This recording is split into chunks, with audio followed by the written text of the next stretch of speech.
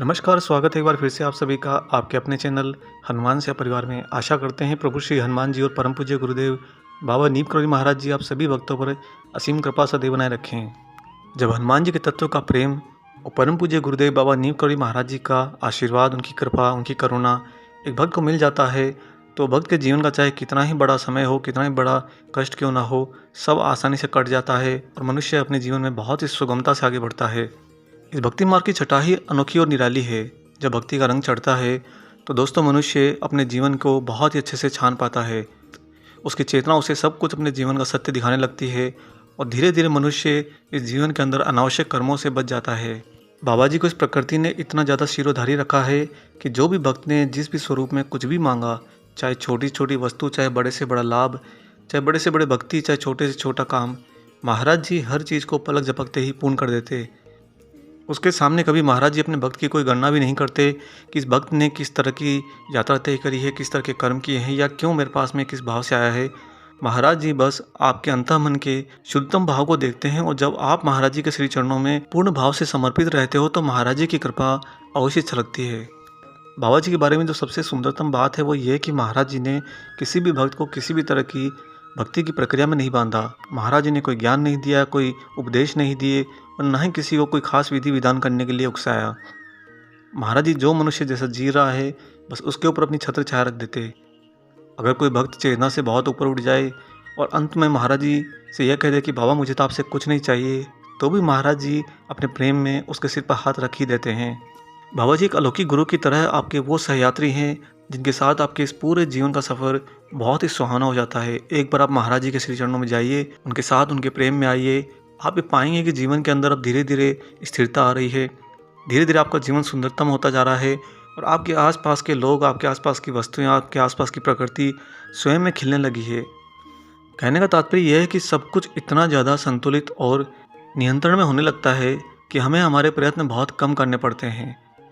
कम से कम न्यूनतम प्रयत्नों में ज़्यादा से ज़्यादा फल, यही महाराज जी का परम आशीर्वाद है। दोस्तों महाराज जी एवं हनुमान जी हैं बहुत बलशाली, लेकिन कभी भी उन्हें बल से नहीं जाना जाता। उनका वास्तविक स्वरूप जो है वो प्रेम के अंदर ही समाहित है। महाराज जी तो दोनों तरह के भक्त, एक वो भक्त जो महाराज जी के लिए मर मिटने को तैयार हो और एक वो भक्त जो महाराज जी को दूर दूर भी नहीं देखना चाहता हो, दोनों ही भक्तों को अपने सीने से चिपकाए रखते हैं। जैसे एक माँ अपने बच्चे पर ममत्व का प्रेम लुटाती है, महाराज जी अपने सभी भक्तों पर ऐसा ही अपना वात्सल्य प्रेम लुटाते हैं। और जब भक्त और महाराज जी का समागम हो जाता है तो दोस्तों ये यकीन करिए, महाराज जी आपके कष्टों में से कुछ कष्ट तो अपने ऊपर ले लेंगे और कुछ कष्टों को तो चुटकी बजाते ही हल कर देंगे, क्योंकि महाराज जी को ये ज़रा भी पसंद नहीं है उनके भक्त थोड़े से भी परेशान हो। हाँ, महाराज जी से मिलने वाली सुलभता और विशेष कृपा के बदले में हम मनुष्य को अपने अहम से सदैव बचना चाहिए। जब आपको कुछ मिल जा रहा है, आप उसकी खुशियों में अपने अहम के बीज को उगा दें तो कहीं ना कहीं ये चीज़ प्रकृति के थोड़ी खिलाफ होती है। आज एक ऐसा किस्सा याद आ रहा है जहाँ पर महाराज जी ने अपने अनूठे भक्त का आधे कष्ट अपने ऊपर ले लिए और आधे कष्ट जो उस मनुष्य के लिए बहुत बड़े हो गए थे, महाराज जी ने चुटकी बजाते ही एक ही सप्ताह में उसका समाधान कर दिया। वीडियो के अंत तक बने रहिएगा, वीडियो बहुत ही खास है। इससे पहले हम आगे बढ़ें, आपसे यहाँ पर एक छोटी सी गुजारिश करते हैं।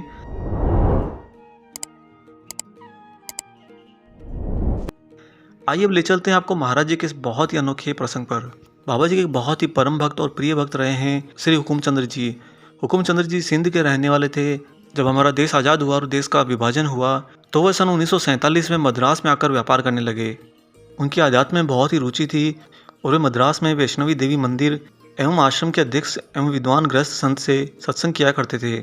उनके मन में हमेशा ईश्वर के प्रेम, ईश्वर के भाव को समझने की जिज्ञासा बनी रहती थी। और साथ ही खास बात यह भी थी कि जिन संत से हुकुमचंद्र जी अक्सर सत्संग किया करते थे, उन गृहस्थ संत को महाराज जी ने अपने दर्शन से कृतार्थ किया हुआ था।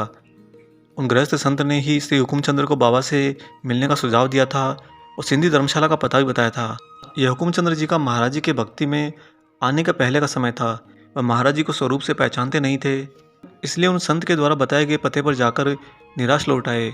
जब उन गृहस्थ संत ने बताया कि नहीं, महाराज जी तो वहीं पर ठहरे हुए हैं, तुम जाकर उनके दर्शन करो, और हुकुमचंद्र जी दोबारा महाराज जी के दर्शन करने के लिए गए तो बाबा की निगाह उन पर पड़ गई और महाराज जी ने अपने भक्त रमेश को भेजकर उन्हें अपने पास बुलवाया। जब वो कमरे के दरवाजे पर आए थे तो कुछ माइयों को बाबा का चरण दबाते देखा। स्त्रियों को एक पुरुष के चरण दबाते देखकर हुकुमचंद्र जी के मन में बाबा के प्रति थोड़ी वितृष्णा आ गई। इसके कारण वह कमरे में प्रवेश करने से हिचकिचाने लगे।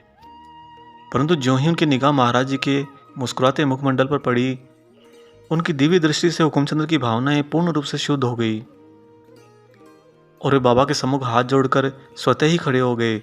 बाबा ने उन्हें दूसरे दिन सुबह आने के लिए कहा और फिर दूसरे दिन निर्धारित समय पर हुकुमचंद्र जी महाराज जी से मिलने के लिए बाबा के पास आए। उन्हें चूंकि अध्यात्म के अंदर बहुत ही प्रश्न थे, अतः उन्होंने सोचा कि उचित समय है और आकर महाराज जी से पहला प्रश्न यही किया कि बाबा, माया से कैसे पार की जाए। महाराज जी हंसकर बोले कि माया क्या होती है, कहाँ है माया, है ही नहीं माया तो। साथ ही महाराज जी अचानक से भौतिक भाव में बोले कि आंख में थोड़ी तकलीफ है, यहाँ कौन डॉक्टर अच्छा है। चूँकि हुकुमचंद्र जी वहीं के रहने वाले थे और वहाँ के कुछ नामी डॉक्टरों को भलीभांति जानते थे, अतः वो तुरंत बोले कि डॉक्टर अग्रवाल और डॉक्टर इब्राहिम। महाराज जी बोले कि इब्राहिम कौन है। हुकुमचंद्र जी कहे कि बाबा क्रिश्चियन है। तब महाराज जी ने बड़ी दृढ़ता से कहा कि इब्राहिम अच्छा है, सच में इब्राहिम बहुत अच्छा है, हम उसी को दिखाएंगे। हुकुमचंद्र जी को महाराज जी का यह भाव कुछ समझ नहीं आया, परंतु फिर महाराज जी ने उन्हें 2 दिन बाद आने का कहा और वापस भेज दिया। ये सारी घटनाएं बहुत ही प्राकृतिक रूप से घट रही थी। और दोस्तों, जब महाराज जी की लीला होती है और आपके आसपास की घटनाएं घटती हैं तो आपको कभी आभास ही नहीं होता कि आप एक लीला के अंतर्गत हैं। खैर, हुकुमचंद्र जी ने सोचा कि महाराज जी का इसमें सहायता की जाए और इसके लिए उन्होंने डॉक्टर इब्राहिम से संपर्क करना चाहा। उन्हें बताया गया कि डॉक्टर इब्राहिम तो बेंगलोर गए हुए हैं और 2 दिन के बाद ही आएंगे। 2 दिन बाद डॉक्टर के आने पर हुकुमचंद्र जी फिर से महाराज जी के पास आए। बाबा उस समय रामेश्वर को प्रस्थान कर ही रहे थे, इसलिए महाराज जी बोले कि एक काम करते हैं, लौटने पर देखेंगे। ये कहकर महाराज जी तो रामेश्वर की यात्रा पर चले गए, परंतु बाबा के जाने के बाद हुकुमचंद्र को किसी काम से बम्बई जाना पड़ा और जब वो बम्बई जाने की तैयारी कर रहे थे तभी उनका चश्मा गिरकर टूट गया।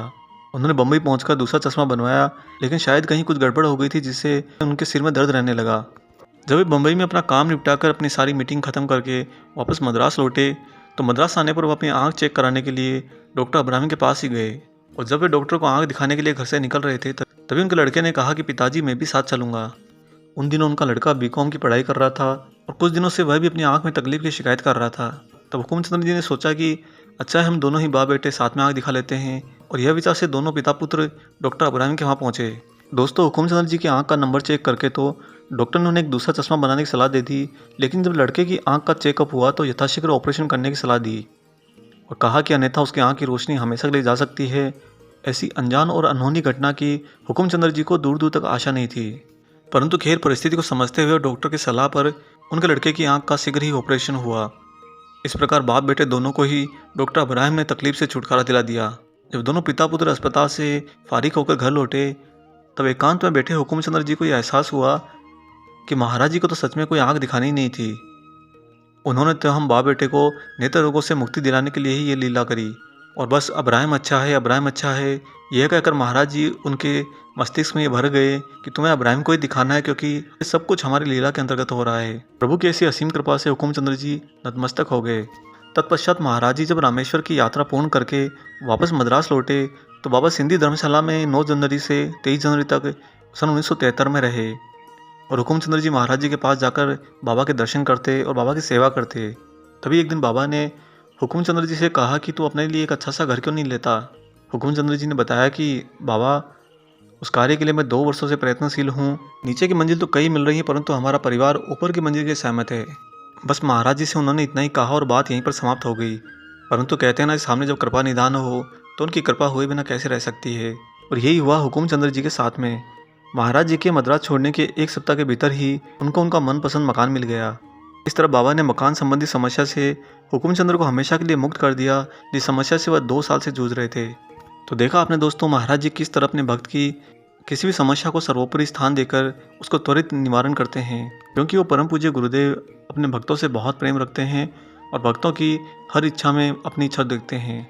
आप कभी सोचे कि महाराज जी आपके साथ में इतना साथ निभाते हैं पल पल, और आपसे कुछ भी नहीं मांगते, आपसे यह तक नहीं कहते कि मुझे पानी पिलाओ, आपसे यह तक नहीं कहते कि मुझे एक रोटी खिला दो, कुछ भी नहीं। महाराज जी वास्तव में जीवन में आपसे क्या मांग रहे हैं, कुछ भी नहीं मांग रहे हैं, फिर भी महाराज जी आपके लिए हर क्षण हर पल बिल्कुल तत्पर रहते हैं। इन सभी भाव से महाराज जी यह भी बताते हैं कि ये जो मनुष्य जीवन है, यह बहुत ही सर्वोपरि है, क्योंकि इस मनुष्य जीवन की ही प्रथम सेवा करने के लिए ईश्वर भी समय समय पर अवतरण लेते रहते हैं। जीवन के सत्य और सार को समझिए, ईश्वर से बड़ा कोई नहीं, ईश्वर से सुंदर कोई नहीं, और ईश्वर से पूर्ण कोई और है ही नहीं। आशा करते हैं आज का यह अलौकिक वीडियो आपको पसंद आया हो। वीडियो अगर अच्छा लगा है तो जाने से पहले इसे लाइक ज़रूर कर दीजिएगा, और अगर आपने अभी तक चैनल को सब्सक्राइब नहीं किया है तो दोस्तों चैनल को सब्सक्राइब कर लीजिए। मिलेंगे बहुत जल्दी ही एक और ऐसे ही शुभ अंक के साथ। तब तक अपना और अपने माता पिता का संपूर्ण ख्याल रखिए और परम प्रभु श्री राम जी का निरंतर गुणगान करते हुए बाबा हनुमान और बाबा नीम करौली महाराज जी की निस्वार्थ होकर सेवा करते रहिए। जय सिया राम।